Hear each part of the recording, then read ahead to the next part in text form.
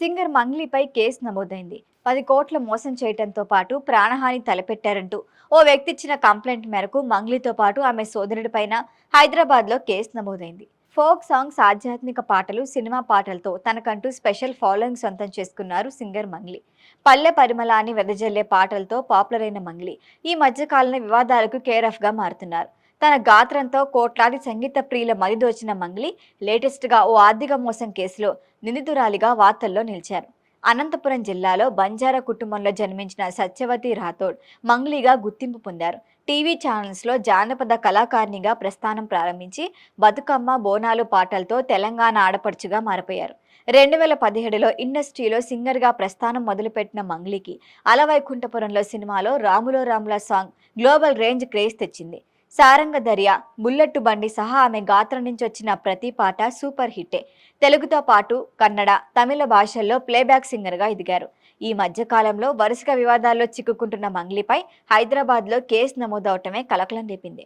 Singer Mangli తనను పెట్టుబడుల పేరుతో 10 కోట్ల మోసం చేశారని పోలీసులను ఆశ్రయించిన ఒక వ్యక్తి ఆర్థికపరమైన మోసంతో పాటు తన నుంచి ప్రాణహాని ఉందని ఫిర్యాదు చేశారు.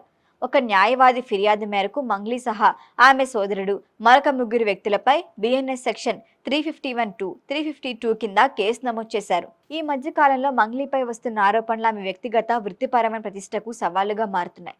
గతంలో ఆమె కన్నడ చిత్రం కేడి, ది డెవిల్ మూవీలో పాడిన పాటలు అసభ్యకరమైన సాహిత్యం ఉందంటూ విమర్శలు ఎదుర్కొన్నారు. దానిపై స్పందించిన మంగ్లీ బహిరంగంగా క్షమాపణలు చెప్పారు. 5 ఏళ్ల క్రితం బోనాల పాటలు, అమ్మవారిని ఉద్దేశించి వాడిన పదాలు భక్తుల మనోభావాలను దెబ్బతీశాయనే ఆరోపణలున్నాయి. గత ఏడాది జూన్లో చేవెళ్లలో ఒక రిసార్ట్లో జరిగిన ఆమె బర్త్డే పార్టీపై దుమారమే రేగింది. అనుమతి లేకుండా మద్యం, సౌండ్ సిస్టమ్ వాడడం, మత్తు పదార్థాలు వినియోగించారంటూ ఆరోపణలు వచ్చాయి. ఈ వివాదం నుంచి బయటపడేందుకు చాలాసార్లే మీడియాను ఫేస్ చేయాల్సి వచ్చింది. వైసీపీ ప్రభుత్వం హయాంలో పదవులు పొందిన మంగ్లీ రాజకీయ సమీకరణాలు మారిన తర్వాత వివాదాల్లో చిక్కుకున్నారు. ఇప్పటి వరకు ఎదురైన వివాదాలకు తన స్టైల్లో సమాధానం ఇచ్చుకుంటూ ముందుకు సాగారు. కానీ ఇప్పుడు 10 కోట్ల మోసం కేసుని ఎదుర్కొంటున్నారు. దీని నుంచి ఎలా బయటపడతారు అన్నది చూడాలి.